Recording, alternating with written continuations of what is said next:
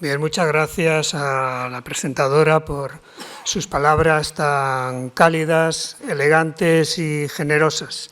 Y muchas gracias a la Fundación de Amigos del Museo del Prado por permitirme compartir con todos ustedes los minutos que siguen sobre un mundo, el de Bizancio, que perdura en nuestra memoria y no solamente viendo Santa Sofía de Constantinopla.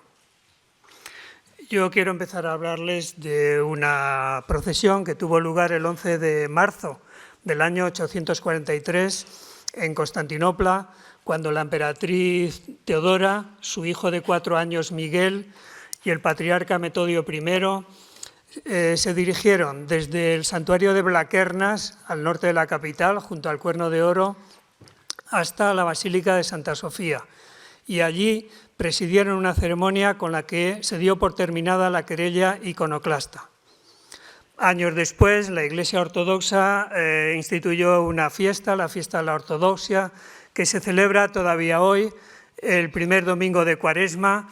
Ese día el celebrante sube al ambón y recita el sinodicón correspondiente, invoca la querella de las imágenes como la última de las herejías y termina diciendo: que todos los herejes sean anatemas.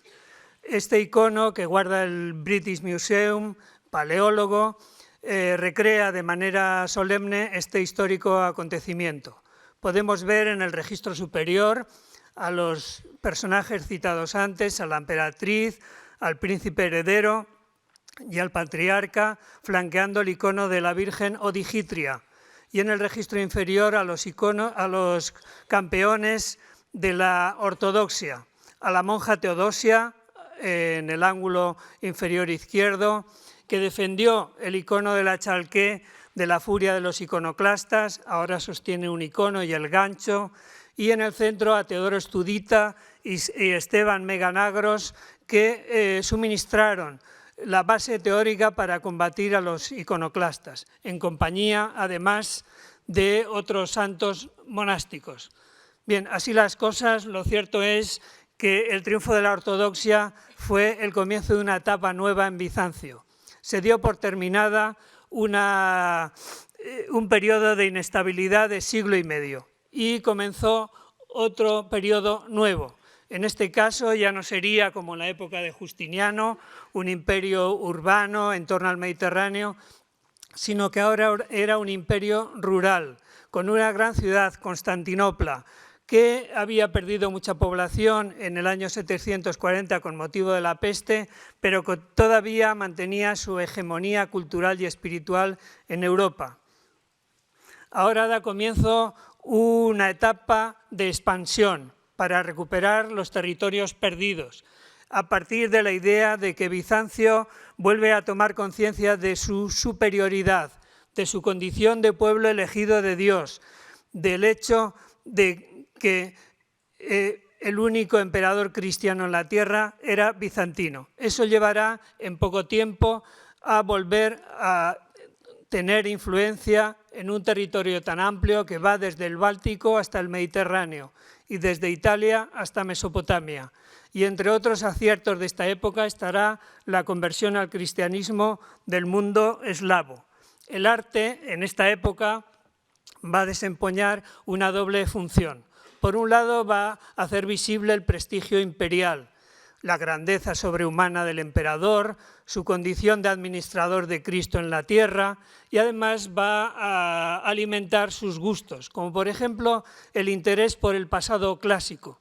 Se dice en los textos que ahora tiene lugar el renacimiento macedónico, el interés por parte de Constantino VII por Firogéneta y otros emperadores por el pasado griego y romano. Y aquí tenemos un ejemplo. Es una miniatura, página entera, enmarcada de la obra más importante de esta época, probablemente el manuscrito más ilustrado más importante del arte bizantino, el Salterio griego 139 que guarda la Biblioteca Nacional de París. Y aquí vemos a David entre la prudencia y la sabiduría, con estas caras pensativas, algo lánguidas, con un extraordinario tratamiento del color, suntuosas, Tengan ustedes presente que es la mejor versión que nos ha llegado de lo que fue la pintura clásica. Pero en esta época el arte va a ser, sobre todo, el arte de la Iglesia, al servicio de las necesidades doctrinales, de los nuevos poderes.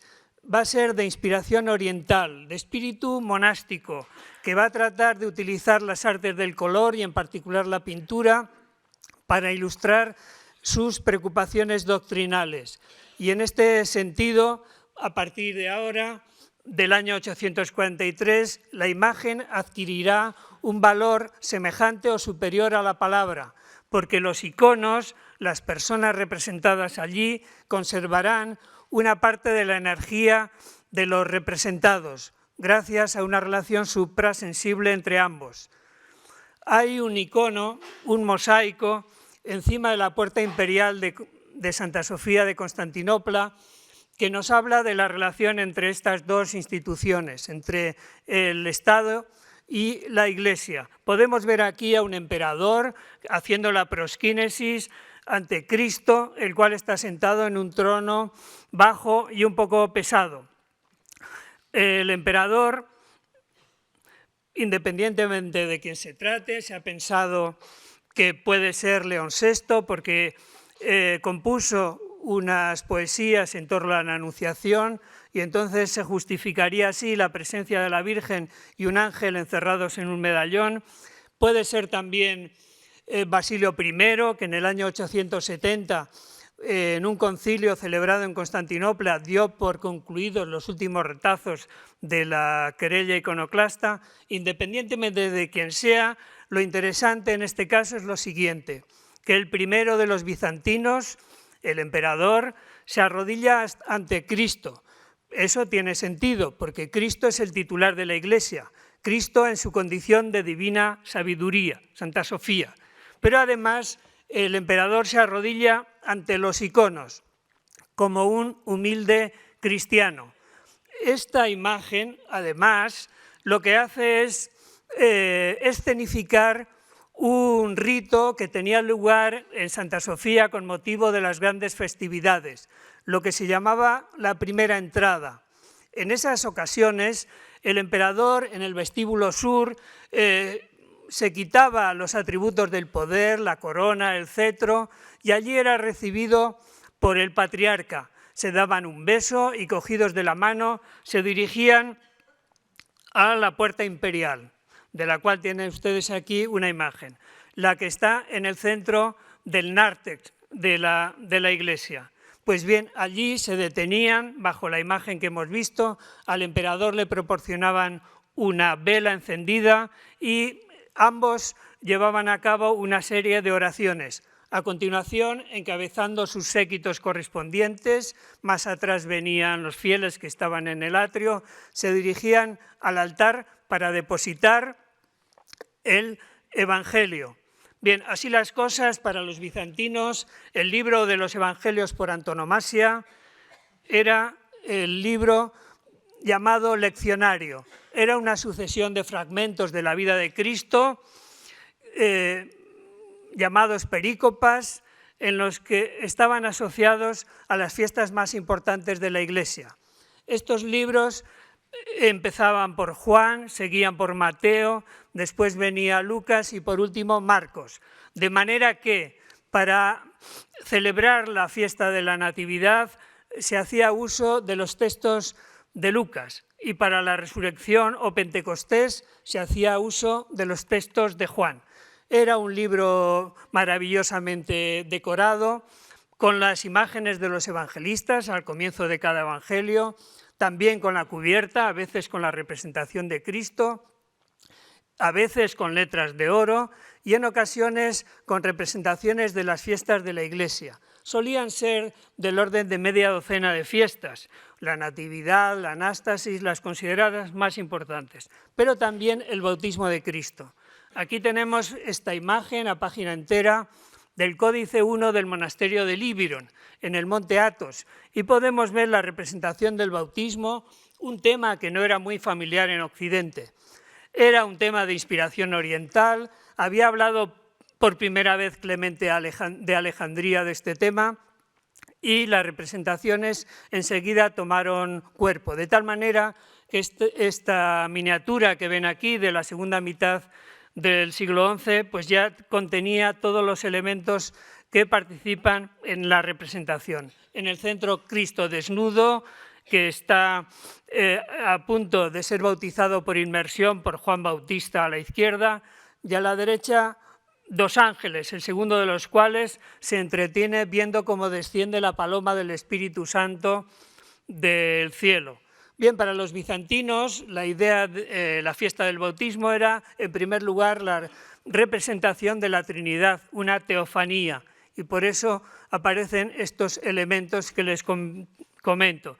Y además de eso, los dos ángeles que esperan con paños que Cristo salga de las aguas del Jordán para ayudarle a secarle, no eran otra cosa más que un recordatorio del bautismo de los catecúmenos en la vida real, el papel que desempeñaban los diáconos.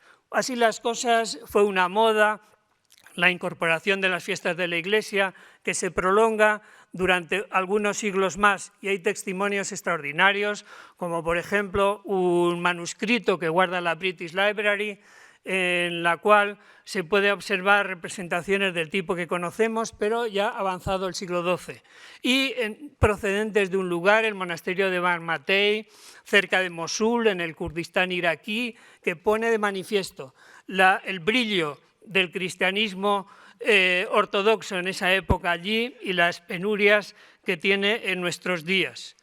Bien, así las cosas, una vez que los leccionarios se asentaron y que tuvieron gran éxito, porque por un lado asociaban las palabras del Evangelio a la liturgia. Además de eso, pues eran útiles porque era una forma sencilla de conocer los hechos fundamentales de la vida de Jesús. El caso es que poco después del triunfo de la ortodoxia, los emperadores vieron necesario, y también los teólogos, recuperar el sentido de las imágenes. En primer lugar, decoraron la puerta de bronce monumental de entrada al Gran Palacio, la Chalqué, con una imagen de Cristo Pantocrátor, imagen que se repitió en el Gran Hall, en el Gran Salón de Audiencias, el Crisoticlinios, detrás del trono imperial. Y después vinieron las iglesias, y en primer lugar Santa Sofía.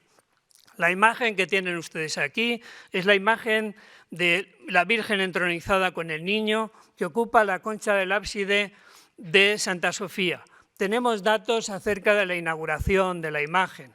Ahí está el texto del patriarca Focio, que el 28 de marzo del año 867 describe con un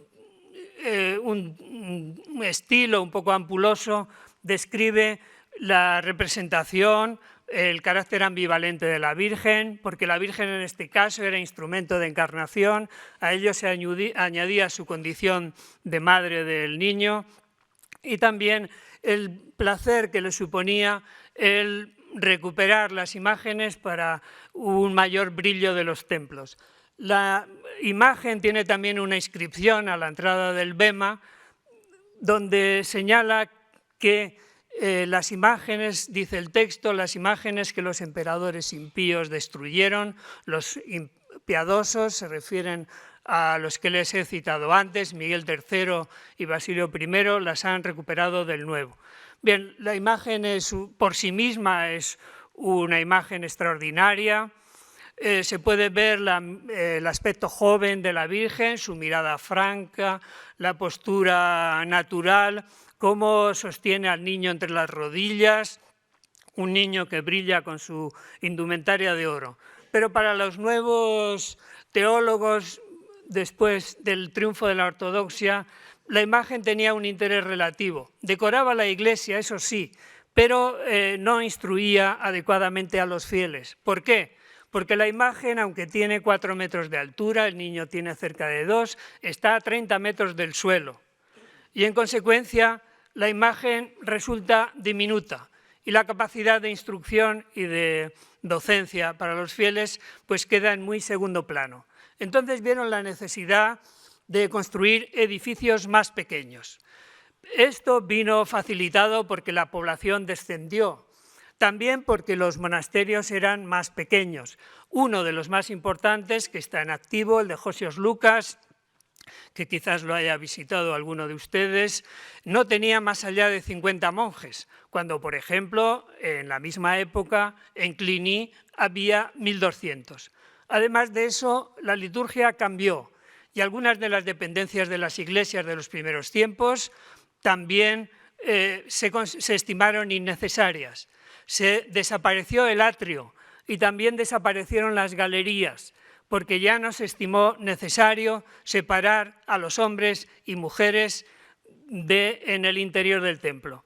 Así las cosas, los nuevos dirigentes estimaban necesario que las representaciones del interior del templo estuviesen más cerca de los fieles, fuesen más cercanas. Idearon otro tipo de edificio, el que se conoce con el nombre de planta de cruz inscrita. Aquí tienen ustedes la planta doble de Josios Lucas y a la izquierda, arriba, la iglesia de la Virgen, que tiene una planta de cruz inscrita. La planta de cruz inscrita era una planta construida, un edificio construido de piedra y ladrillo, que un albañil experimentado la podía hacer sin la necesidad de planos, que utilizaban ladrillo y piedra, mármoles y mosaicos como elemento decorativo, y que potenciaba extraordinariamente la conjunción de arquitectura y decoración. Además de eso, este tipo de plantas pues, tenían una admirable lógica geométrica, porque los contrafuertes no eran necesarios, debido a que los empujes se contrarrestaban unos con otros. No tienen más que ver que los brazos de la cruz tienen bóveda de medio cañón, que los ángulos de la nave tienen bóveda de arista, de modo que en el centro queda una cúpula sostenida por columnas y pilares, y en el interior un espacio unificado. Era un tipo de edificio que era muy adaptable, tanto a las condiciones del terreno como, por ejemplo, a las cubiertas. De manera que el catolicón de Josios Lucas, que ven a la derecha, la cúpula no está sostenida por 4 puntos, como 4 trompas o pechinas, sino por 8, y lo mismo ocurrirá en Dafni. Las iglesias de este tipo se complementaban con los ábsides en la cabecera y con el nártex. El nártex era el lugar de la iglesia por donde entraban todos los fieles y tenía numerosas funciones. En el nártex se celebraban y celebran los funerales. Allí se enterraban a los fundadores, bajo el pavimento, los fundadores del monasterio, si no había cripta. También algún egúmeno muy venerado por la comunidad. Allí sucedía que la ceremonia del lavatorio de los pies del Jueves Santo también tenía lugar en el lado norte. Cuando había que confesar a los monjes del monasterio, el igúmeno los confesaba allí. Algunos de los oficios del día, maitines y completas, se celebraban allí. O sea que era un lugar de múltiples servicios, con lo cual no es extraño que estuviese decorado con imágenes al uso, como por ejemplo el lavatorio de los pies que vemos aquí en el nártex de Josios Lucas. Vemos a los apóstoles vestidos con imation blanco, que dirigen su mirada hacia el centro de la composición, donde están Cristo, que se distingue por el imation azul y el nimbo crucífero, y San Pedro, que también se distingue sin dificultad. Cristo está a punto de secarle el pie derecho y Juan se dirige hacia el centro. La ambientación es muy reducida, se limita a 2 pequeños muebles y el cuenco que guarda el agua, con el objetivo de no distraer la atención del fondo dorado. Y la unidad de la composición está plenamente conseguida, sin ningún género de dudas, ¿no?, para tenerlo presente. Así las cosas, las iglesias, como por ejemplo el interior de Josios Lucas, estaban adornadas de manera extraordinaria. Vemos los pavimentos del suelo y de la primera parte de los muros. Vemos los mosaicos a partir de las ventanas. Pero para hacernos una idea tendríamos que tener en cuenta el brillo del oro y de la plata de los objetos destinados a la liturgia, los cálices, las patenas, las cruces procesionales, los evangelios, el incensario, ripidia y otros objetos que se podrían añadir y que hoy, si queremos hacernos una idea, pues tenemos que ir a ver el tesoro de San Marcos de Venecia. Además de esta riqueza, había una serie de impresiones sensoriales de la que gozaban los asistentes a las ceremonias religiosas. Imagínense ustedes el efecto producido por el aroma del incienso. Imagínense también el brillo de los candelabros y de los iconos, el crepitar de las velas, la indumentaria tan rica de los celebrantes, el boato de la liturgia. Imagínense también algunos otros elementos como, por ejemplo, el hecho de que las ceremonias más importantes se celebrasen durante la noche, para reforzar esta idea. Los teólogos querían que los fieles al entrar en la iglesia sintiesen que estaban en un espacio distinto al exterior, en un espacio sagrado, que formaban parte del mundo en el que estaban representados los mosaicos y los frescos. Y eso es lo que le sucedió a una comisión que envió el príncipe Vladimir de Kiev en el año 987. El príncipe Vladimir quiso cambiar de religión y mandó a unos enviados, primero a ver a musulmanes, después a católicos a Alemania, después a los judíos y finalmente a Constantinopla. Y allí, en una ceremonia de gran boato, al anochecer, los rusos creyeron ver a los ángeles que volaban por el bema, por el presbiterio, y preguntaron a los intérpretes de quién se trataba. Y les dijeron, es que los ángeles, al llegar el trisagio, al santo, santo, 3 veces santo, bajan del cielo para concelebrar la Eucaristía con el patriarca. Bien, así las cosas, al regresar a Kiev, cuando fueron reunidos por el príncipe Vladimir y los ancianos, los enviados dijeron, realmente, esto lo dice la primera crónica rusa, realmente no sabíamos qué decir, no sabíamos si estábamos en el cielo o en la tierra, pero estamos seguros de una cosa, allí Dios mora entre los hombres.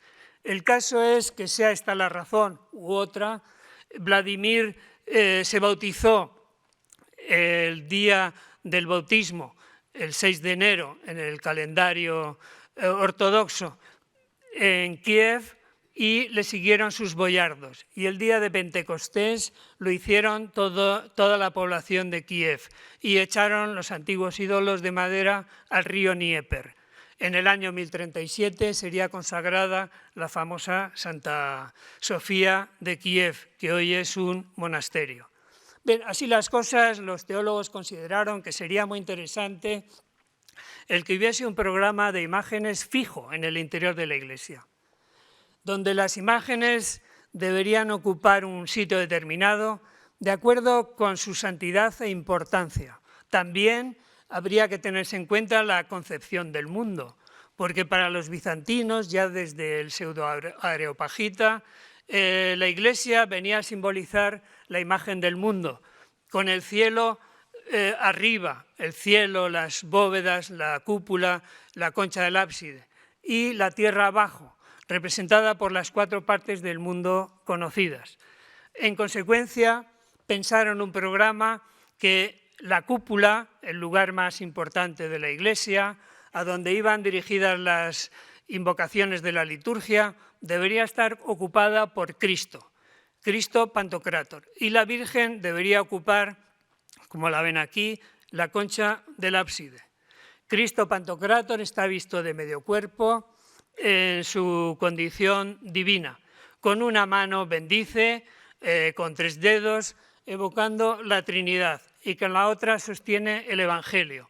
Aquí en Kiev el Evangelio está cerrado, pero en otras representaciones, el Evangelio está abierto y contiene siempre las mismas palabras, las palabras de Juan que dice: yo soy la luz y la vida, quien cree en mí vivirá para siempre. A Cristo Pantocrátor, que se identifica también por el nimbo, por la iconografía siríaca, por la mirada de frente, que parece mirar desde el borde del cielo a lo que sucede en la nave de la iglesia, donde están los fieles, y también en todo el interior de la iglesia. Le acompañan 4 ángeles. En el tambor de las ventanas están representados los apóstoles. En Dafni, por ejemplo, pues estarán representados los profetas. Y en los ángulos de la cúpula, tal como se puede ver aquí, están representados los evangelistas escribiendo los evangelios. La representación de Cristo podía ser benevolente o podía ser como el Jehová del Antiguo Testamento en Dafni, en Atenas, en Grecia.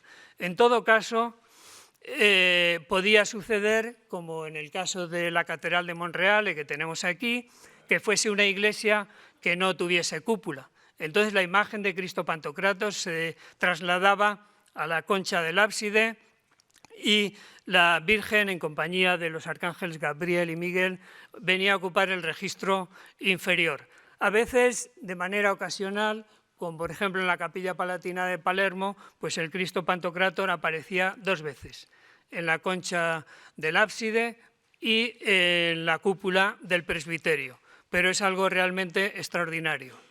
El segundo lugar en importancia de estas iglesias era en la concha del ábside. Aquí vemos la imagen de Josios Lucas, en el que se puede ver la imagen como instrumento de la encarnación, sentada en un trono, sosteniendo al niño al que señala y mirando de manera austera, severa, a los fieles. La imagen de la Virgen era la primera imagen que veían los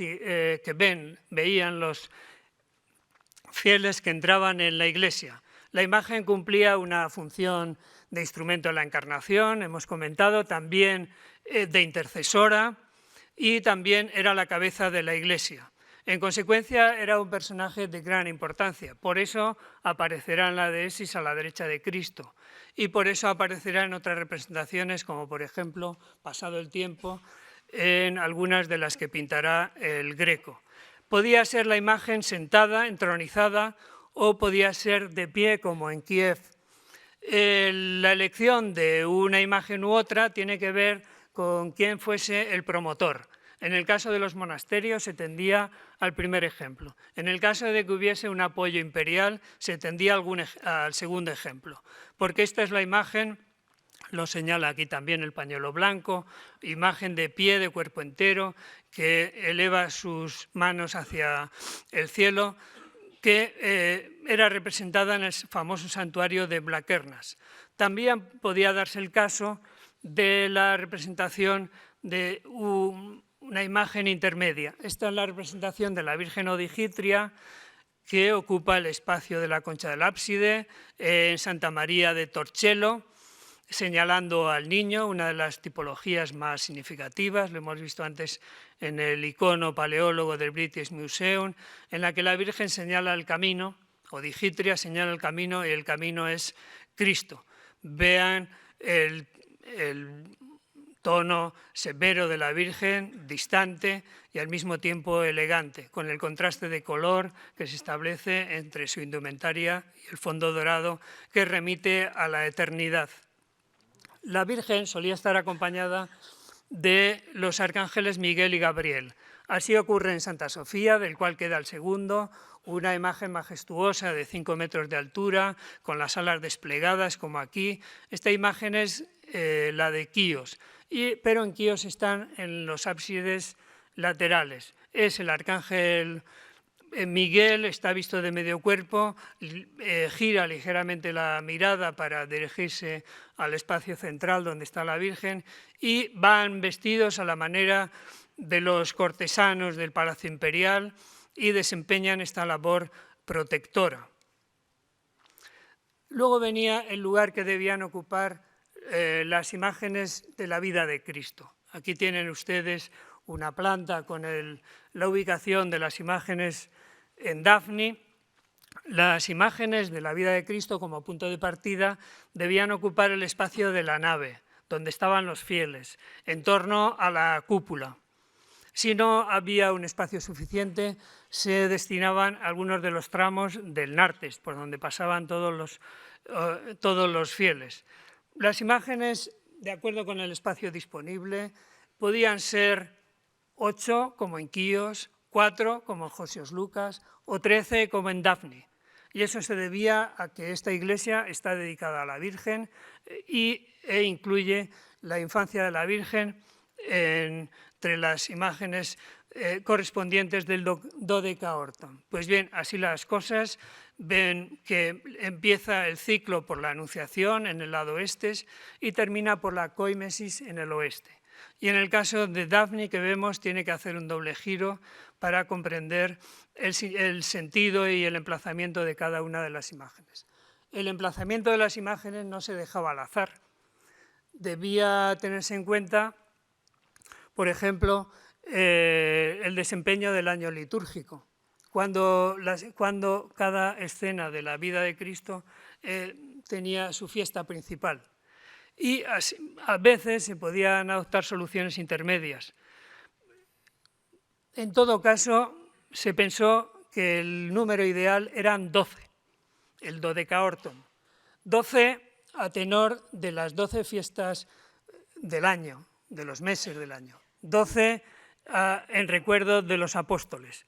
Y las escenas, de las cuales veremos muy sumariamente este pequeño recorrido, pertenecen, las que están contemplando, a un epistilo, es decir, a un entablamento que había en la parte superior del cancel del monasterio de Santa Catalina del Sinaí, de la segunda mitad del siglo XII, y que era el lugar que podía servir para la meditación de los fieles, en este caso de los monjes, porque el cancel era el espacio que separaba el presbiterio de la nave de la iglesia, y también porque allí a veces los celebrantes leían textos de los evangelios. Las 12 escenas escogidas comprendían 3 de la infancia de Jesús, 3 de la vida pública de Jesús, 3 de la pasión y muerte y resurrección, y 3 de la etapa posterior a la resurrección. Aquí vemos arriba, en primer lugar, las 3 de la infancia. Podemos ver la Anunciación, en la que la separación que hay entre el arcángel Gabriel y la Virgen indica la distancia espiritual que hay entre ambos. Es una representación sencilla, la más sencilla de todas las escenas de la vida de las fiestas de la Iglesia, y a diferencia de Occidente, no se representa en esta escena el jardín, que puede remitir o bien a la virginidad de la Virgen o bien al paraíso. La escena siguiente, la Natividad, se centra en torno al niño, en torno a la Virgen y en torno a la cueva de Belén. Y veremos más tarde cuáles son las escenas complementarias.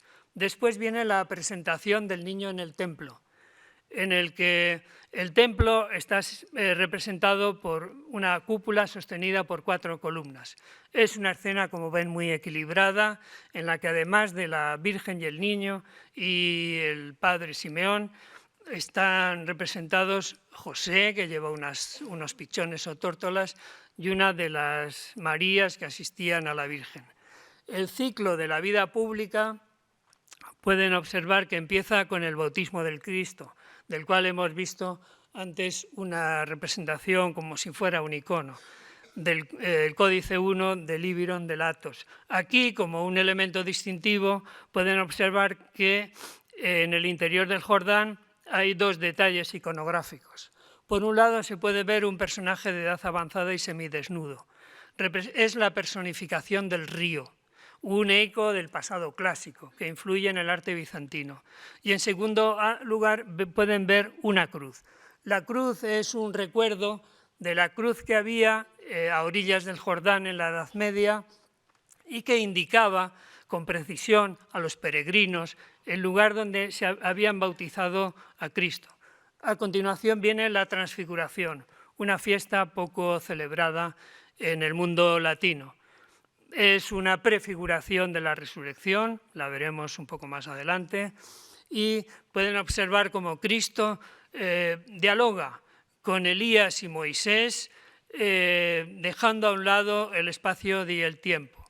Después viene, por último, la resurrección de Lázaro. La resurrección de Lázaro es el milagro más importante que hizo Cristo durante su estancia en la tierra. Y aquí ya contiene todos los elementos, las hermanas, los empleados que quitan la lápida de la tumba y, como un dato distintivo, las vendas que se utilizaron para la mortaja de Lázaro tienen el mismo color que el Cristo que se prefiguró en el monte Tabor, el blanco. La pasión y muerte y resurrección de Cristo está representada a continuación. En primer lugar, la entrada de Jesús en Jerusalén. Así era como se recibía en Oriente a las personalidades importantes. Se echaban ramos de olivo u hojas de palma al suelo. Así se hacía en Bizancio para aquellos que entraban por la puerta imperial. Y también se tendían capas al suelo, como vemos aquí. Incluso hay un muchacho en lo alto de un árbol que se dispone a echar ramas al suelo. Por lo demás, Cristo, en su doble condición de gobernante, sostiene un rollo con la mano izquierda y en su condición de sacerdote bendice con la derecha. A continuación viene la crucifixión. Pueden observar que aquí participan ya los elementos de una crucifixión ampliada, porque además de la Virgen y San Juan están las Marías, está Longinos y están otros personajes, sin olvidar la calavera de Adán. La anástasis, que es el tema que se utiliza en el mundo bizantino para la representación de la resurrección. La anástasis en realidad no es la resurrección propiamente dicha y trata del descenso de Jesús al infierno de acuerdo con el testimonio de los evangelios de Nicodemo y Bartolomé, de la que hablaremos un poco más adelante. Después viene la ascensión con la presencia de los dos ángeles que velaban en el sepulcro de Jesús, Pentecostés, con esta mesa en forma de U, que en el interior de la U contiene una representación de los pueblos que iban a ser objeto de la prédica de los apóstoles, y finalmente la coimesis de la Virgen, la dormición de la Virgen, en su versión más sencilla, cuando Cristo baja del cielo para recoger su alma en presencia de los apóstoles. Será uno de los temas más reproducidos en el arte bizantino y en realidad termina el año litúrgico con la vigilia de la dormición de la Virgen, el 15 de agosto, porque empieza el 1 de septiembre siguiente conmemorando a San Simeón el Estilita. Bien, la Natividad de la que hablábamos antes, aquí pueden ver la representación de Dafni, que aunque fue dañada por un terremoto en 1890, conserva buena parte de la representación. Vemos al niño, la cueva tiene este tono oscuro, la cueva de Belén, en recuerdo de lo que se avecina a Jesús, su muerte. El niño está sobre una cuna que parece un altar, se pueden imaginar la representación. Están presentes los apócrifos con la presencia de los animales. José ocupa un lugar distante, separado, para indicar que no tuvo nada que ver en el nacimiento físico de Jesús, y las dos escenas que solían complementar la natividad propiamente dicha eran el anuncio a los pastores, que lo ven a la derecha, con una representación del paisaje que no es natural, sino que en el mundo bizantino el paisaje es útil en la medida en que sirve para indicar las colinas que rodean Belén, pero nada más, no es una representación topográfica ni mucho menos. Bien, así las cosas, es una obra maestra, como todos los mosaicos de Dafni, porque está muy presente la belleza sensual del mundo clásico, también el dibujo delicado y también esta falta de interés por el volumen del arte bizantino.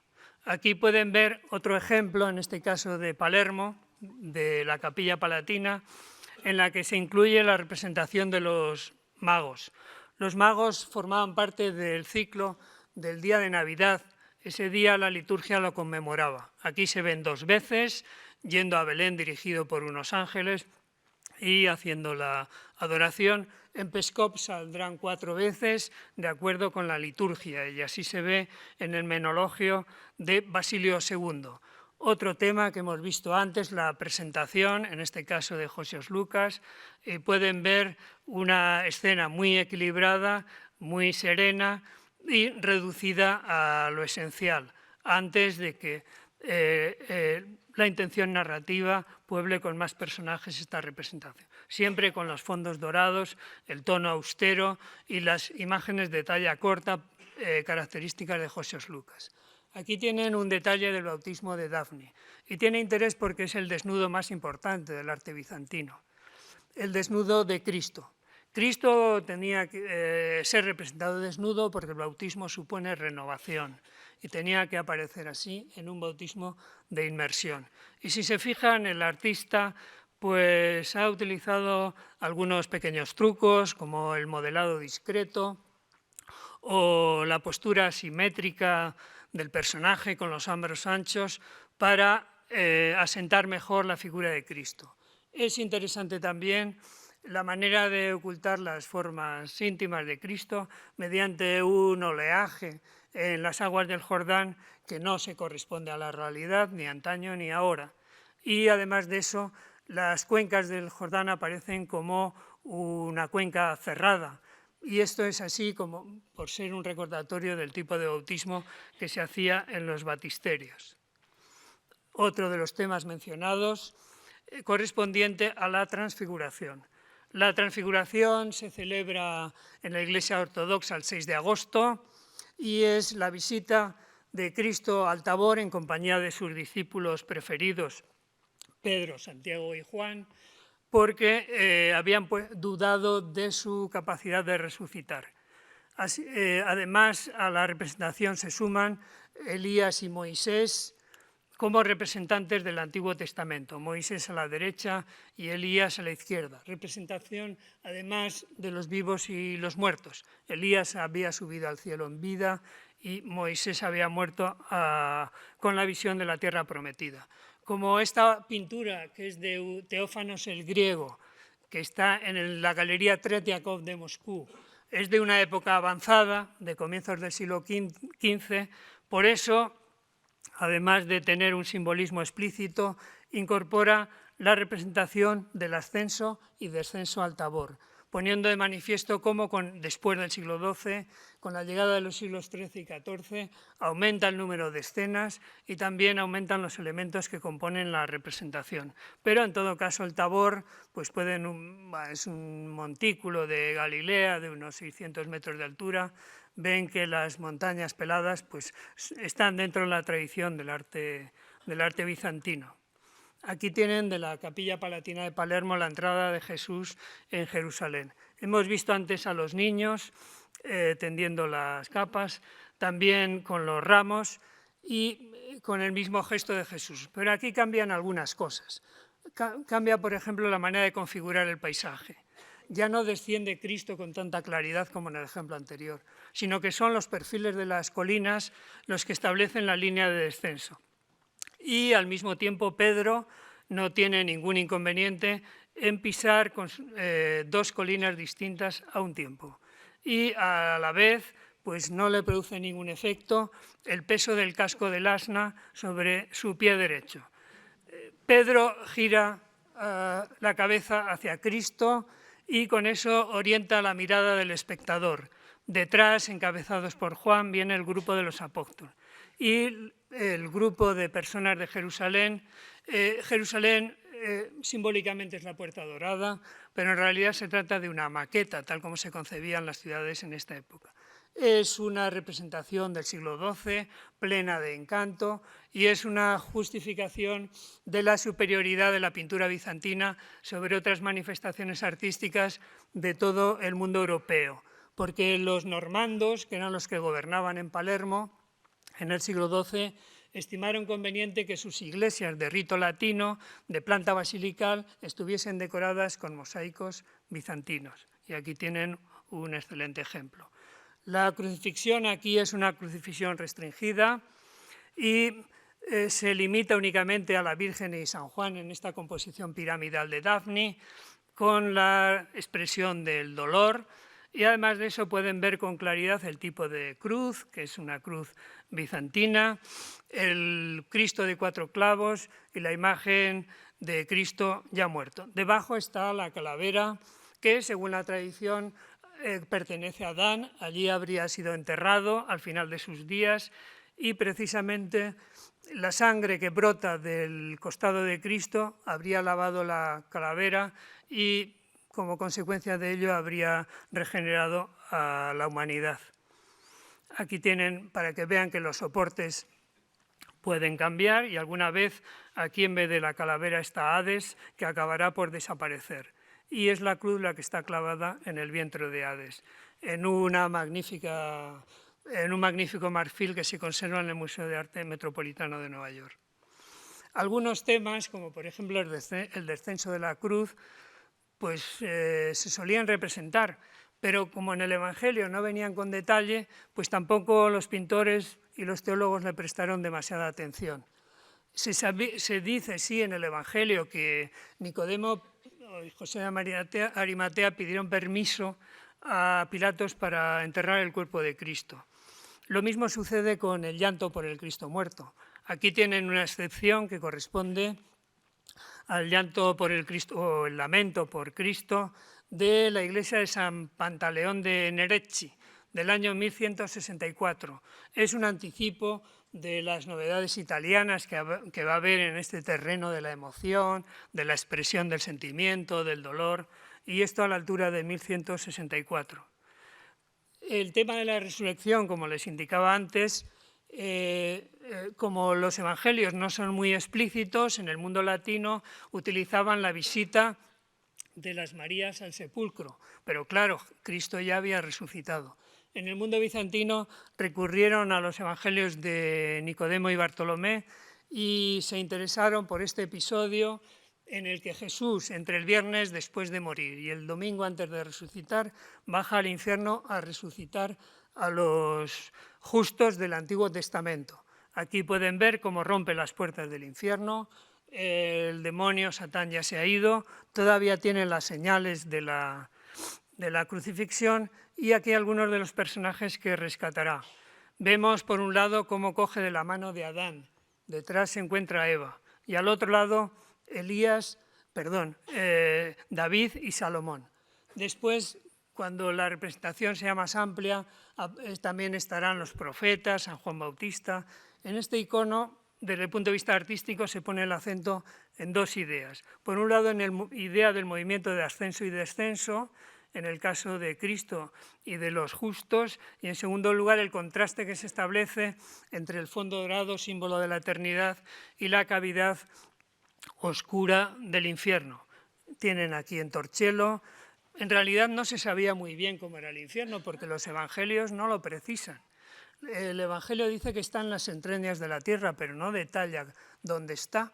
Tampoco se indica cómo es la topografía del infierno, no lo dice Mateo.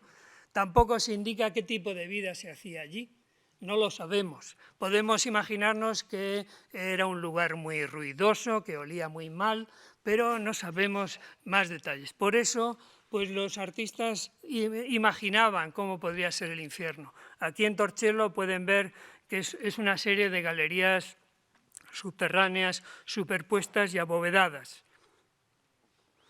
Y aquí, 2 siglos más tarde, en el monasterio de Cora, pues otra vez volvemos a ver esta representación, en este caso en un fresco, de la capilla funeraria de Teodoro Metoquita.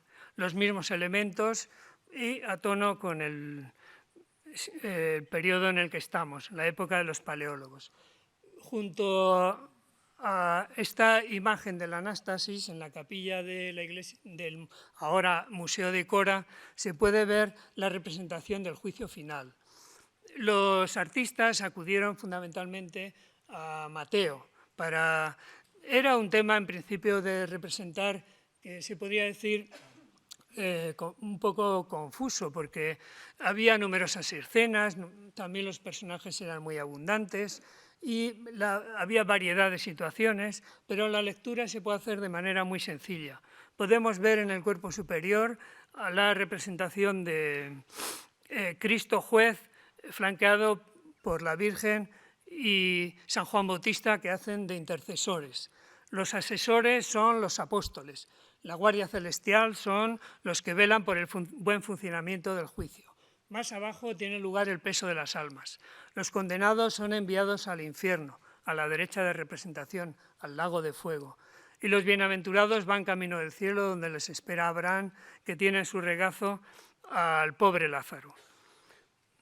Aquí tienen otro ejemplo famoso, el que corresponde a la contrafachada occidental de la iglesia de Santa María de Torcello, donde se ha añadido además la imagen, la hemos visto antes, de la Anástasis y la crucifixión, para subrayar la idea de cómo los cristianos pueden acceder a la gloria gracias a la esperanza en la muerte y resurrección de Cristo.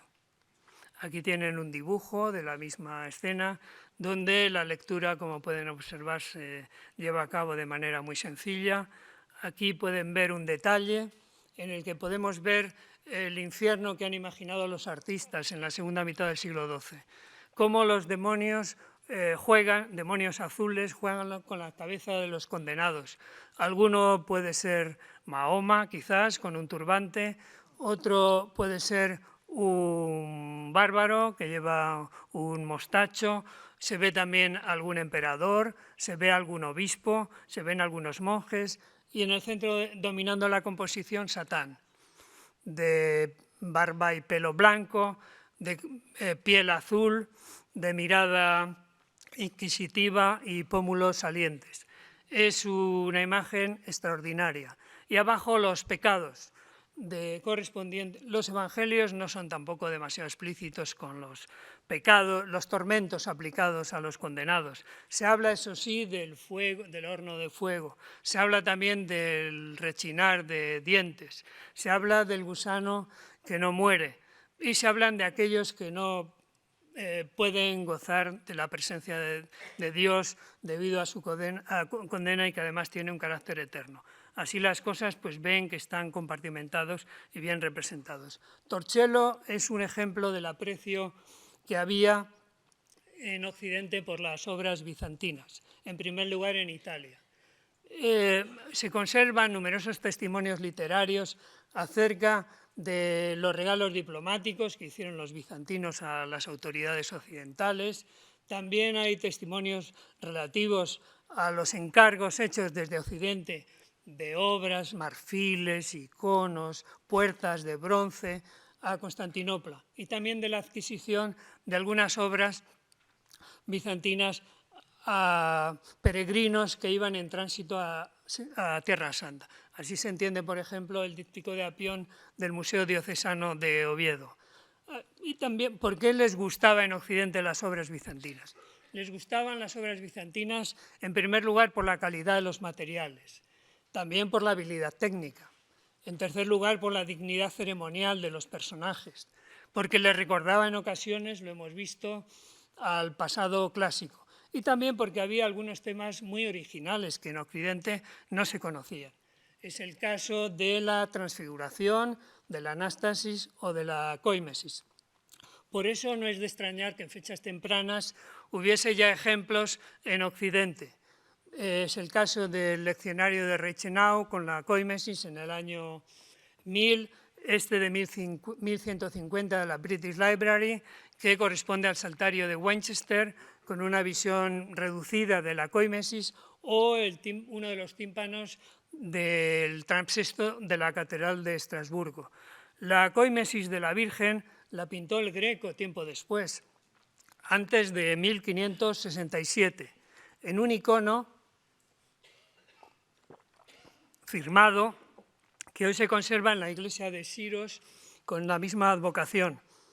Bien, pues este icono tiene la versión amplia de la coimesis, siguiendo la tradición cretense, y podemos ver en el cuerpo inferior cómo Cristo se dispone a recoger el alma de la Virgen rodeada de los apóstoles, y en el extremo superior los apóstoles acuden a despedir a la Virgen que va camino del cielo. Y son unos ángeles los que establecen la vía de comunicación. Esta composición en dos cuerpos, con una luz que comunica un registro con otro, es el que utilizará el Greco en el entierro del señor de Orgaz, de los años 86, 1586-88. Se pueden ver algunos otros elementos de manera clara que son deudores de lo bizantino. Además de eso, por ejemplo, pues la disposición de Esis, Cristo, la Virgen y San Juan Bautista en el cielo que acabamos de ver. También podemos ver a los apóstoles que formaban parte en Torcello y en Cora de la lista de los asesores de Cristo. E incluso las nubes de la parte superior, pues se podría decir que también provienen del mundo bizantino. Así pues, es una obra que tiene en el recuerdo la cóimesis de la Virgen y el juicio final bizantino. En el Prado se conserva una copia de 1625, muy buena, de la parte inferior del entierro del señor de Orgaz, que ha sido expuesta en alguna ocasión, en 2003, en el Museo Arqueológico Nacional, con motivo de la exposición Bizancio en España, de la Antigüedad tardía al Greco. Y el Prado, que nos acoge hoy, tiene también obras, otras con referencias sin duda deudoras del mundo bizantino. Sin ir más lejos, el apostolado de Almadrones, que está expuesto. El apostolado de Almadrones, como todos los apostolados del Greco, son deudores de la hilera de la deesis de los iconostasios bizantinos. Además, uno de la lista, Pablo, sostiene un billete en el que el Greco invoca su patria de origen, de nacimiento. Tito, el primer obispo de los cretenses, dice, y así sucederá en los otros apostolados. Y aquí tenemos otro ejemplo, se podrían citar la coronación, la Trinidad, y aquí tenemos otro ejemplo que tiene también guiños bizantinos, que es el bautismo de Cristo del retablo mayor del colegio de Doña María de Aragón. Está dividido en dos cuerpos. Es verdad que el Jordán pues ahora es un hilillo de agua. Es verdad que San Juan Bautista no practica el bautismo de inmersión, pero el hilo de luz que camina hacia la gloria pues lo hemos visto con anterioridad. Y en el caso de la gloria, de la mitad superior, pues hay algunos datos interesantes. El Dios Padre, la representación del Cristo Pantocrátor en el mundo bizantino incluía a la vez a Jesús y al Dios Padre. El Dios Padre nos mira de frente, como el Pantocrátor bizantino, y bendice de la misma manera. Está encerrado en una mandorla. La mandorla tiene un fondo dorado, cerrado, que es la mandorla que en el mundo bizantino se utiliza para invocar o para sugerir la eternidad. La eternidad que hemos visto, por ejemplo, en la concha del ábside del monasterio de Josios Lucas, y se podrían añadir otros ejemplos. Muchas gracias.